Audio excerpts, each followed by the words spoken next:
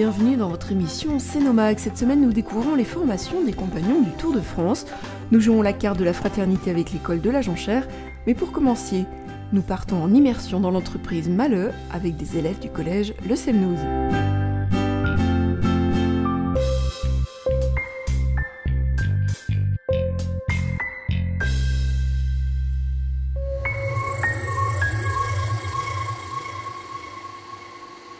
Et oui, c'est la semaine de l'industrie où vous emmène C'est Nomag cette semaine à l'entreprise Maleux qui, pour la 7e année consécutive, accueille une classe de 3e du collège Le Semnouz pour une semaine de classe en immersion. Ce que j'ai préféré, c'est en français le défi avec Bastien et Nathalie. On a appelé et communiqué avec des vraies personnes. L'activité qu'on a préférée, c'est le français parce qu'elle était très intéressante et qu'il fallait faire des démarches et chercher des activités. C'était beaucoup plus concret que les autres activités parce qu'on avait l'impression d'être dans la peau d'un salarié.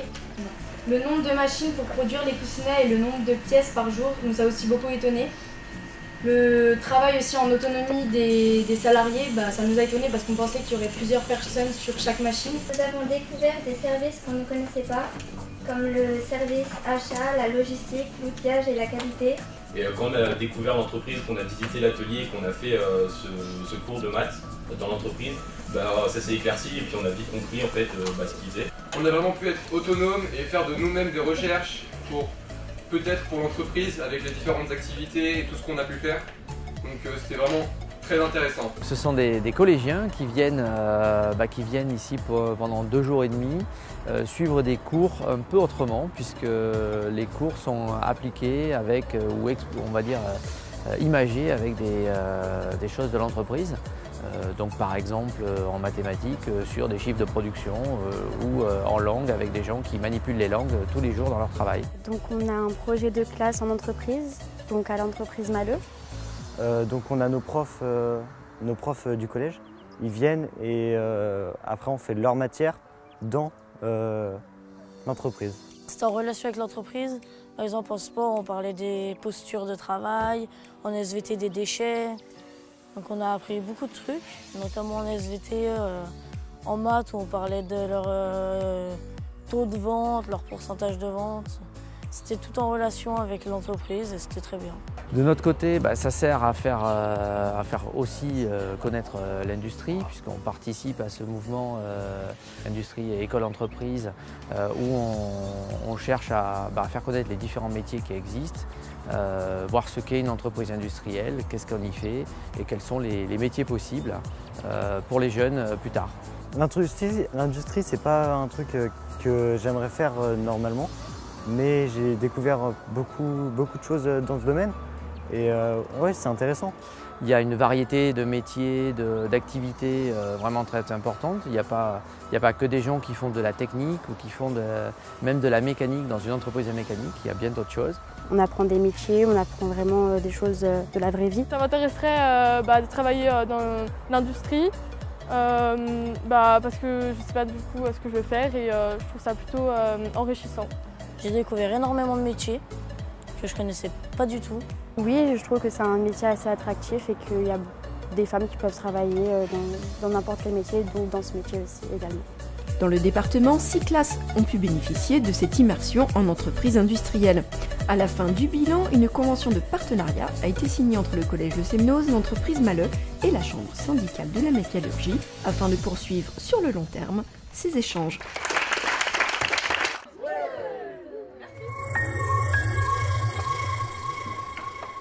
Se construire en tant qu'individu au travers d'un métier, car le métier rend libre.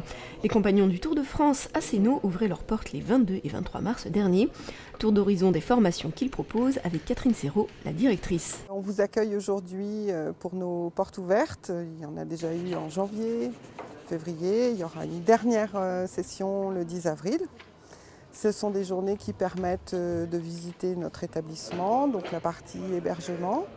Et puis également la partie formation. Ce sont des ateliers vivants, on a des personnes qui travaillent, ce qui permet aux visiteurs de voir les ateliers en fonctionnement, les jeunes ou les moins jeunes, puisque nous accueillons des jeunes en apprentissage mais aussi des adultes en formation continue. peuvent voir des personnes en train de réaliser des ouvrages, peuvent discuter avec les formateurs. Issues d'un mouvement séculaire, ces formations n'en sont pas moins ancrées dans le monde moderne. Donc nous sommes la centre de formation des Compagnons du Tour de France. Donc on est issu du compagnonnage, d'un mouvement séculaire qui maîtrise encore aujourd'hui des techniques de fabrication ancestrales. Mais les compagnons ont toujours été aussi des personnes qui étaient dans la modernité. Donc dans nos enseignements, on a aussi de l'informatique, on entend parler aussi beaucoup du BIM dans les chantiers. Voilà, donc ça c'est des choses qui sont intégrées. On travaille aussi sur l'éco-construction, nos bâtiments sont éco-responsables. Cette fédération compagnonnique propose des CAP, couvertures ingris, menuiserie, charpentier, constructeur bois, constructeur en béton armé, maçon, peintre en bâtiment, mais également des brevets professionnels de même niveau que le baccalauréat pour atteindre le cœur du métier, voire l'organisation. On travaille sur le cœur du métier, toute la technicité. Par exemple, chez le peintre en CAP, on apprend vraiment les bases, préparer son support, poser les papiers, peindre, etc. Et en BP, c'est là qu'on va attaquer la déco, le trompe-l'œil, les techniques de reproduction, etc. Et en BP, on intègre aussi maintenant de l'informatique métier, de l'organisation, ce qui fait qu'un jeune qui a un brevet professionnel peut assez rapidement évoluer dans une entreprise pour devenir chef d'équipe. D'éthique compagnonnique, ce centre de formation de Sénaux permet aux jeunes de devenir autonomes et responsables. 7e année de l'opération Jouons la carte de la fraternité à l'école de la Jonchère. Cette année, ce sont 10 000 cartes qui ont été envoyées sur notre département, dont 9 écoles primaires, 3 collèges et 2 lycées d'Annecy Commune Nouvelle. Lundi 25 mars, l'école de la Jonchère recevait des élus de Sénaux communes déléguées, un représentant de la Poste, 2 représentants de la Fédération des œuvres laïques et les parents disponibles pour un événement important. Cette action est née en Rhône-Alpes par les fédérations d'œuvres laïques, dont la nôtre, là, en Haute-Savoie. Elle s'est étendue au niveau national avec la Ligue de l'enseignement qui porte l'opération. Et maintenant, la Croatie, la Pologne et l'Espagne se sont rassemblés, ont rejoint cette initiative. C'est près de 250 à 300 000, je pense, enfants qui en Europe, en ce moment, envoient des cartes de fraternité à des personnes prises au hasard des adresses. Et ces personnes peuvent répondre. Donc la base est bien d'écrire sur un thème de fraternité. Et quelques enfants ont lu leurs messages, des messages très touchants et très différents. La guerre me fait peur et elle me rend triste. Je rêve d'un monde fraternel, aider les autres et les respecter, ça me rend heureux. Je m'appelle Iliana, j'ai 8 ans. Je suis en CE1. La fraternité, c'est accepter les autres, accueillir les autres et être gentil avec eux. C'est aussi se rendre compte que nous avons de la chance de vivre dans un pays comme la France. Bonjour, je m'appelle Raya, j'ai bientôt 9 ans. Je suis en CE2 à l'école de la Jonchère à Sénaux et je vous envoie ce message pour qu'il y ait plus de liberté, plus d'égalité et plus de fraternité. J'aimerais que les hommes et les femmes aient le même droit. J'aimerais qu'il y ait moins de pauvreté et moins de déchets. Mais pour cela, il faut s'entraider. Liberté, égalité, fraternité. Si vous avez reçu l'un de ces messages, merci de leur répondre. Les enfants attendent vos messages de fraternité. Cette action s'inscrit dans les 29e semaines d'éducation contre les discriminations et le racisme. Retrouvez le programme complet sur fol74.org.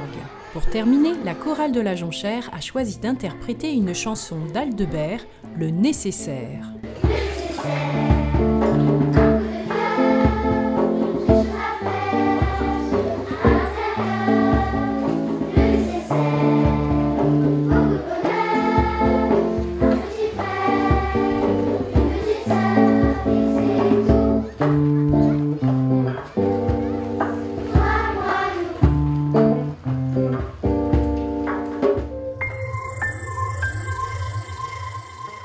voici votre agenda pour la première semaine du mois d'avril.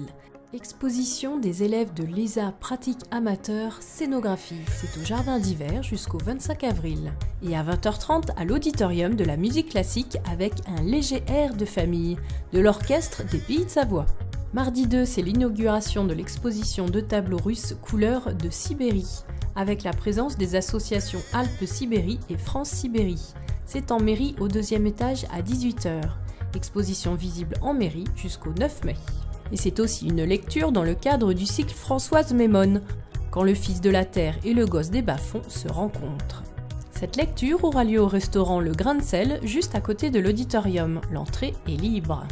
Jeudi 4, Guignol et ses amis sont de retour sur la place du marché. Spectacle à 18h, vendredi 5 à 18h également, samedi 6 et dimanche 7 à 16h. Jeudi 4 à 20h30, le cultissime groupe No Jazz revient avec son dernier album Soul Stimulation, un album électro-soul avec parfois un peu de hip-hop, billetterie auprès de l'auditorium Céno. Vendredi 5 de 17h à 21h, le salon des vins Vinomédia revient à Cap Peria, ainsi que samedi 6 de 10h à 21h et dimanche 7 de 10h à 18h. Vendredi 5 à 18h, inauguration de l'expo des photos du carnaval. C'est en salle de convivialité en mairie de Céno. Sans oublier la Tradiflette au café Terra Natura à 18h30. Musique traditionnelle, soirée ouverte à tous. Samedi 6 à 8h30, départ à vélo de Martine Misselin-Morand dans le cadre de la Septantaide. Rendez-vous, place de l'Hôtel de Ville, venez l'encourager. Remise des prix le samedi 6 avril à 10h30 en présence d'élus, puis spectacle Hop Hop Up de Virginie Komaniecki. Quelques contes, comptines et chansonnettes, tout spécialement combinés pour vos yeux et vos oreilles. Entrée libre pour tout public.